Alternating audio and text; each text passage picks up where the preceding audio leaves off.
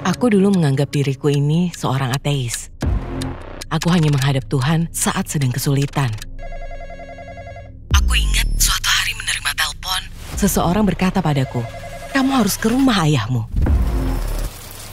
Aku berusaha masuk, tapi mereka melarangku masuk. Maaf. Mereka mengeluarkan pisau, lalu terjadi perkelahian. Mereka menusuknya di lengan, mereka menusuknya di kaki 3 atau 4 kali, dan menusuknya di jantung. Dia ditusuk 8 kali. Aku pulang malam itu, mulai menangis. Aku merasa semua ini sangat berat. Aku ingat kata-kata paman itu di kepalaku. Dia bilang, "Datanglah pada Allah dan apapun yang Allah kehendaki pasti Dia lakukan." aku benar-benar bicara saja kepada Allah dan aku tidak tahu Allah itu siapa. Tapi aku ingat pernah berkata, "Allah, hilangkan penderitaan ini." Sesuatu terjadi pada malam itu dan aku ingat benar-benar berhenti menangis. Aku merasa seperti Allah bicara padaku, "Jangan takut, aku ada di sini." Assalamualaikum saudari Aisyah Mercedes. Kami Towards Eternity senang kamu bisa ada di sini.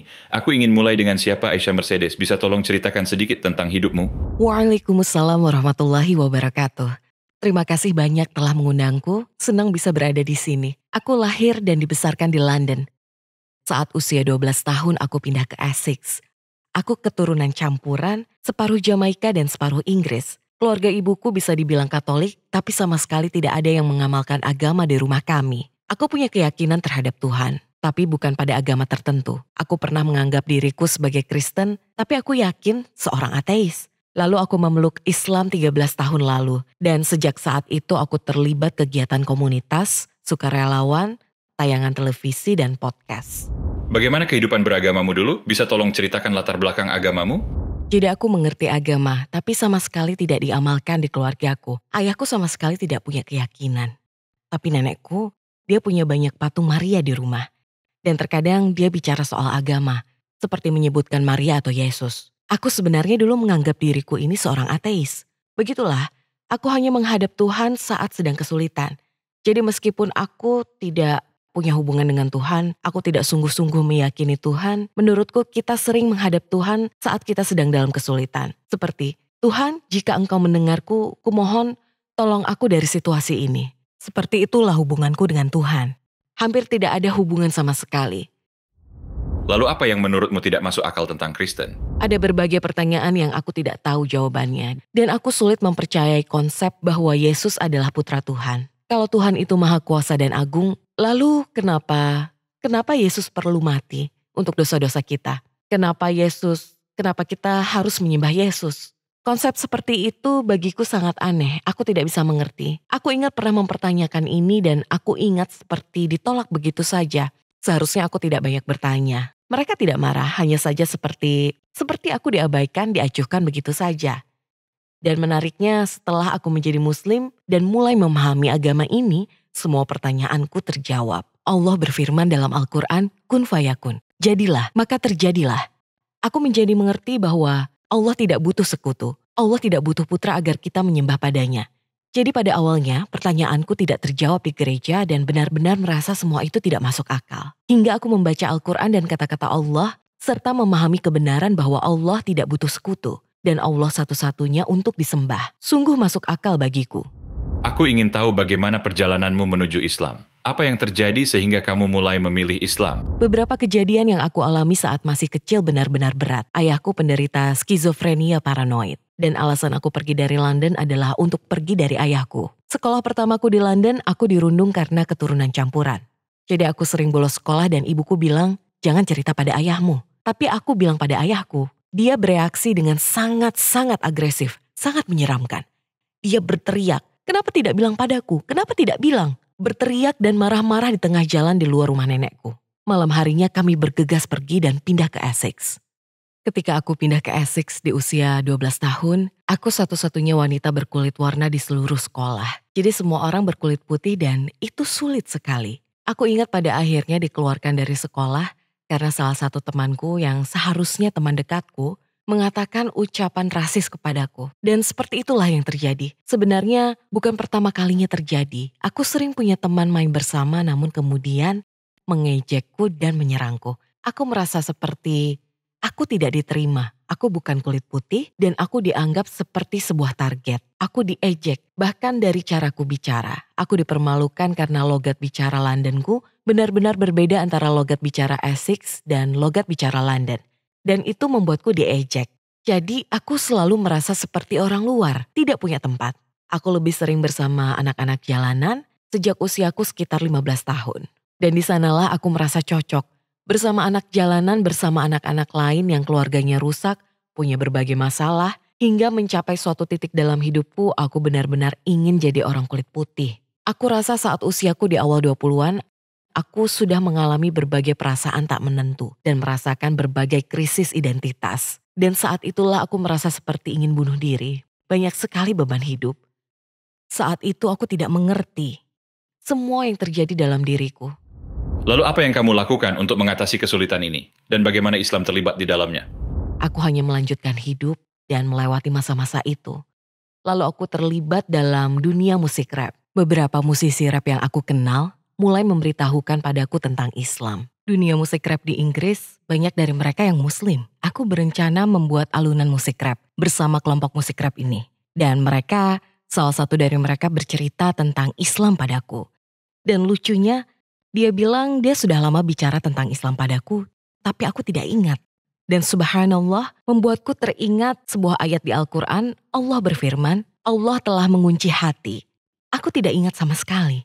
Tapi dia bilang, aku sudah lama bicara padamu tentang Islam. Aku telah berusaha mengajakmu menjelaskan Islam padamu. Aku bilang, aku sama sekali tidak ingat. Dia bicara padaku tentang Yesus putra dari Tuhan. Dan betapa itu tidak masuk akal. Allah sudah mengarahkan pikiranku mempertanyakan Yesus sebagai putra Tuhan. Kemudian saat musisi rap ini bilang, itu tidak masuk akal dan menjelaskan tentang Allah yang Esa. Aku seperti sungguh masuk akal. Apakah ada orang muslim lain yang memberitahumu tentang Islam? Aku tumbuh di wilayah yang kebanyakan kulit putih. Jadi aku tidak punya banyak interaksi dengan muslim selain penjaga toko sepatu yang biasa aku kunjungi. Pria di toko itu aku biasa panggil paman. Dia seorang muslim tapi tidak pernah menunjukkan bahwa dia seorang muslim. Aku hanya ingat aku biasa datang ke tokonya saat aku punya masalah. Ketika musisi rap tadi bercerita tentang Islam, dia membandingkan tentang Kristen. Aku ingat berkunjung ke paman itu dan bilang, oh astaga, aku sudah dengar tentang Islam. Lalu dia datang membawa Al-Quran dan bilang, ambil saja Al-Quran ini. Buka lalu minta petunjuk dari Allah. Dan Allah akan memberi apapun yang kamu minta. Jadi aku membawa pulang Al-Quran itu dan hanya aku simpan saja. Aku lanjutkan hidupku, aku berpesta dan menjalani hidupku. Jadi saat itu setelah aku menerima Al-Quran, aku mulai menerima dakwah. Tapi aku belum siap untuk berubah pada waktu itu. Aku masih berpesta, aku masih sangat terlibat di dunia musik. Aku belum ingin mengambil langkah itu. Meskipun aku sudah mulai yakin bahwa saat itu aku sudah yakin inilah kebenarannya. Apa yang akhirnya membuatmu memeluk Islam? Aku ingat suatu hari menerima telepon, seseorang bilang padaku, kamu harus ke apartemen ayahmu. Lalu aku berangkat ke London. Karena saat itu aku di Essex. Tiba di depan apartemennya, aku lihat banyak garis polisi di sekelilingnya. Aku berusaha masuk, tapi mereka melarangku masuk. Lalu aku telepon ayahku dan seseorang menjawab. Subhanallah, seseorang menjawab dan maaf. Aku bilang, siapa ini? Dan dia bilang, ini ponsel ayahmu. Ayahku ditusuk 8 kali. Mereka datang ingin merampoknya. Mereka menyamar untuk masuk. Mereka mengeluarkan pisau dan bilang, cepat serahkan uangmu. Tapi karena ayah menderita skizofrenia, dia tidak mau menyerahkannya begitu saja. Lalu terjadi perkelahian, mereka menusuknya di lengan, mereka menusuknya di kaki 3 atau 4 kali dan menusuknya di jantung. Lalu aku mengunjungi ayahku di rumah sakit. Ketika jam 12 waktunya pergantian dokter dan salah seorang dokter bilang dia ditusuk di jantung. Sudah kamu periksa jantungnya? Aku bilang sepertinya dia baik-baik saja. Mereka bilang tidak, kita harus periksa jantungnya. Ketika mereka memeriksa jantungnya ada luka tusuk di sana. Kalau mereka tidak memeriksanya mungkin ayahku sudah meninggal. Aku pulang malam itu mulai menangis. Aku merasa semua ini sangat berat. Ayahku hampir meninggal. Lalu aku membuka Al-Quran. Aku ingat kata-kata paman itu. Di kepalaku dia bilang, datanglah pada Allah. Dan apapun yang Allah kehendaki, dia pasti lakukan. Aku benar-benar bicara saja kepada Allah. Dan aku tidak tahu Allah itu siapa. Tapi aku ingat bilang, Allah, hilangkan penderitaan ini. Dan aku ingat merasakan kehangatan masuk, mulai dari jari kakiku, ke seluruh kakiku, hingga ke tubuhku. Aku merasa jiwaku terangkat. Sesuatu terjadi pada malam itu, dan aku ingat benar-benar berhenti menangis. Aku merasa seperti Allah bicara padaku. Jangan takut, aku ada di sini. Itulah pertama kalinya aku berdoa pada Allah dan langsung mendapat jawabannya. Lalu apa yang terjadi hingga akhirnya kamu menjadi Muslim dan bersyahadat? Assalamualaikum saudara-saudariku, kami menyadari 80% penonton kami, termasuk pada video ini, belum mensubscribe channel kami. Seperti yang kamu tahu, kami adalah organisasi non-profit dan iklan dinonaktifkan pada video-video kami. Towards Eternity bukan hanya sebuah YouTube channel, tapi juga sebuah madrasah. Di sini kami mencoba mengedukasi diri kami sendiri dan para remaja. Alasan kami meminta ini adalah untuk menyebarkan kebenaran, mungkin terlihat seperti tindakan kecil, tapi insya Allah itu akan membantu kita menjangkau jutaan orang. Sekarang ayo klik tombol subscribe dan mari berjalan bersama Towards Eternity. Lalu apa yang terjadi hingga akhirnya kamu menjadi Muslim dan bersyahadat? Keesokan harinya saat aku bangun tidur, aku merasa seperti aku sudah menjadi Muslim saat itu. Aku yakin bahwa Allah itu nyata. Dan inilah pertama kalinya dalam hidupku, aku sungguh-sungguh meyakini Tuhan. Lalu aku menghubungi salah satu teman rapperku, mereka bagian dari kelompok musik rap yang sama. Dan benar-benar aneh. Karena kami biasa bertemu entah di mana di dalam mobil dan dia biasa cerita tentang Islam padaku lalu aku pergi. Seperti itulah hubungan yang kami miliki. Aku ingat menelpon temanku dan dia mulai bicara padaku tentang siksa kubur. Aku sangat ketakutan. Tapi aku ketakutan karena aku tidak mau meninggal sebagai non-muslim. Ketakutanku bahkan bukan pada jahanam, bukan pada neraka saat itu. Melainkan pada siksa kubur, karena itu sesuatu yang benar-benar baru dan sangat menakutkan bagiku. Saat itu aku mulai merasa sangat emosional selama 3 atau 4 hari berikutnya. Aku menangis hampir setiap hari. Aku mencoba sholat tapi tidak tahu caranya. Aku sama sekali tidak tahu. Aku hanya berdoa bicara pada Tuhan, melihat ke atas. Aku tidak pernah ke masjid. Aku tidak mengenal seorang pun muslim yang benar-benar mengamalkan dengan terbuka. Jadi ada banyak sekali yang aku tidak tahu. Aku ingat bertemu temanku, dia bilang, aku ingin mengajakmu ke London Timur, menunjukkan sesuatu padamu. Lalu kami berkendara dari Essex ke London Timur, dan kami pergi ke Green Street. Sepertinya di sana banyak pedagang jilbab dan abaya. Dan aku ingat dia membelikanku jilbab instan, yang bisa kamu pakai seperti kaos kaki, yang ada bukaan langsung pakai saja. Aku pergi ke toko dan mencobanya, aku pakai dan seperti, lihatlah, masuk ke mobil, lihat ke cermin dan aku seperti rasanya beda, terasa berbeda. Aku merasa ingin menjadi muslim, seperti itulah yang aku rasakan. Lalu saat kami berkendara lewat Ilford, hendak pulang ke Essex, dia bilang, aku mau sholat dulu. Jadi dia masuk untuk sholat. Dan aku sedikit berdoa di luar. Aku berdoa pada Allah dan bilang, tolong biarkan aku menjadi muslim. Dia masuk ke masjid dan sholat dan keluar lalu duduk di mobil. Lalu dia bilang, imam sedang tidak ada sekarang. Tapi aku pernah membantu beberapa orang bersyahadat. Kalau kamu mau masuk dan mengucapkan syahadat sekarang, terserah padamu. Atau kita bisa menunggu lain kali bersama imam. Betapa bijaksana cara dia melakukannya. Dia tidak bilang, ayo masuk dan ucapkan syahadat. Dia biarkan aku memutuskan sendiri. Dia mengajakku memakai jilbab, tidak menceritakan padaku yang terjadi, membiarkanku memilih jilbab, membiarkanku duduk di mobil, dan berpikir di luar masjid. Lalu aku jawab, ya, aku ingin masuk dan aku ingin menjadi muslim. Kemudian aku masuk ke masjid, yang pertama terlintas di pikiranku, kenapa tidak ada kursi? Saat aku masuk, mereka seperti melihat ke arahku. Karena aku memakai pakaian ketat dengan hijab instan ini. Dan aku bingung, kenapa orang-orang mengikuti kami? Aku tidak paham, aku seperti, ada apa ini? Mengapa mereka mengikutiku? Tak ada yang menjelaskan kalau diperlukan saksi dan semacamnya. Jadi aku masuk dan duduk di lantai. Aku pikir, kenapa kita duduk di lantai? Dan kami duduk melingkar. Dan dia mulai bicara lagi padaku tentang agama dan bertanya, apakah aku percaya pada Nabi Muhammad SAW dan apakah aku percaya Allah? Dan memahami ucapanku, apakah ada yang memaksaku berada di sini? Dan tentu aku jawab, aku percaya. Dan tidak ada yang memaksaku di sini. Dan seperti itulah, subhanallah, aku mengucapkan syahadat. Temanku membimbingku syahadat. Jujur rasanya seperti sangat ringan. Seperti itu.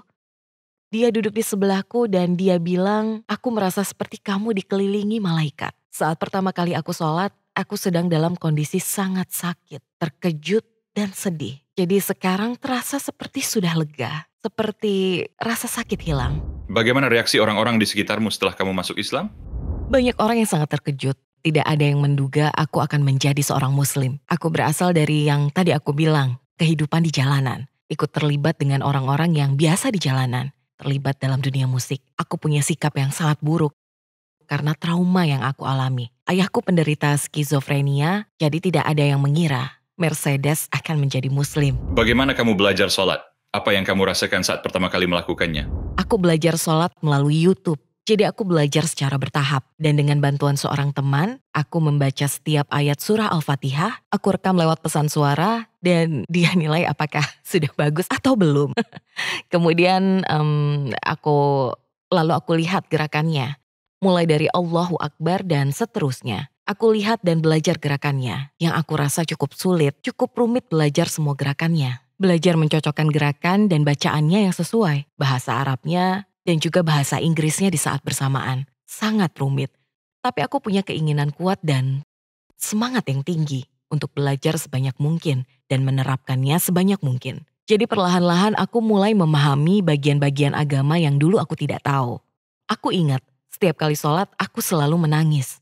Aku merasa seperti punya hubungan yang kuat, seolah-olah Allah Subhanahu wa Ta'ala berada di hadapanku, sehingga aku selalu menangis. Apa kesulitan terbesar yang kamu hadapi setelah menjadi muslim? Memakai baju tertutup dan sebagainya, perubahan gaya hidup. Berpakaian sesuai sunnah, seperti menutupi rambut, menutupi tubuh, bukan sesuatu yang biasa aku lakukan. Karena seingatku, aku dibesarkan bebas pakai apapun yang aku mau. Jadi itu adaptasi besar yang aku berusaha selama beberapa tahun. Apa yang ingin kamu katakan pada mereka yang mau masuk Islam tapi masih ragu karena praktiknya seperti pakai jilbab dan sebagainya?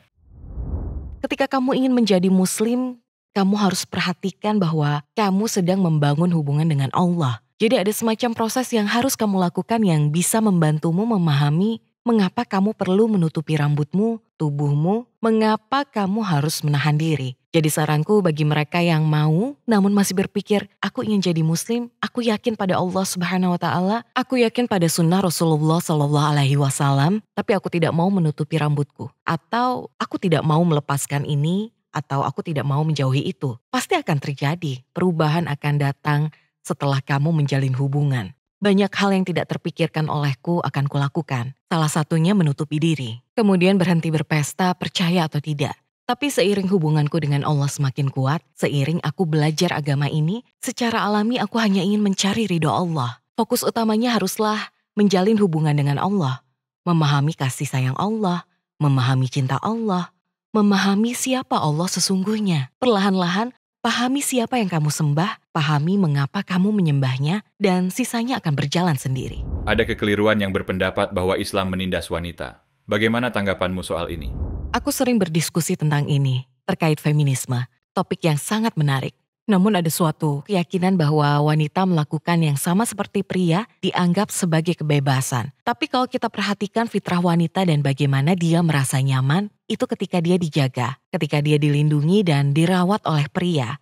Baik melalui pernikahan atau dari sosok ayahnya. Dan di sanalah biasanya wanita berkembang. Bukan berarti wanita tidak bisa keluar dan kerja. Tapi sebenarnya bisa sangat kesulitan, bisa sangat membebani dirinya. Ketika kita perhatikan sifat alaminya, kondisi dia paling bahagia, sebagian besar wanita dan sudah terbukti statistik. Kebanyakan wanita ingin dirawat, tidak ingin terbebani dengan berada di tempat kerja. Jadi menurutku itu keliru kalau wanita dianggap tertindas dan tidak boleh melakukan sesuatu. Semakin kita mengerti tentang Islam, semakin kita memahami yang terjadi malah sebaliknya.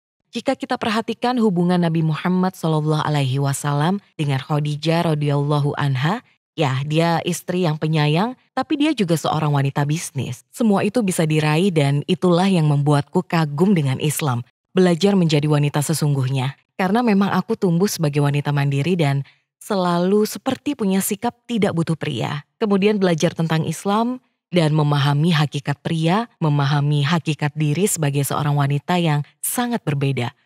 Kemudian mengamalkannya, namun tetap mengerti kamu tetap bisa memiliki bisnis dan punya kepribadian dan semacamnya. Sungguh suatu cara hidup yang lengkap.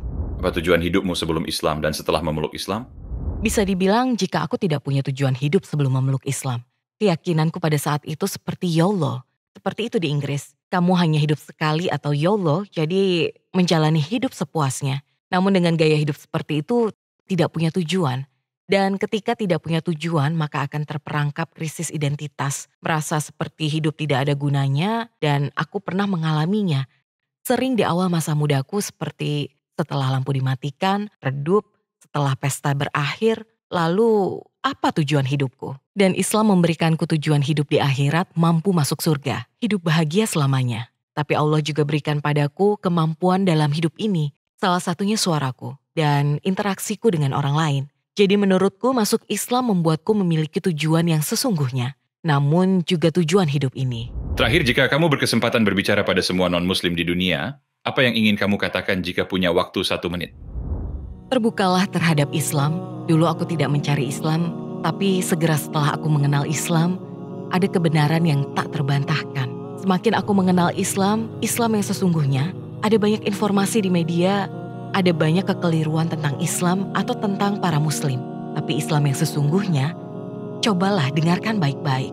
Benar-benar berusaha mengerti, bertanya, pahami keyakinan mendasar para muslim, dan pahami Allah yang sesungguhnya. Dan aku yakin kamu akan mendapat petunjuk.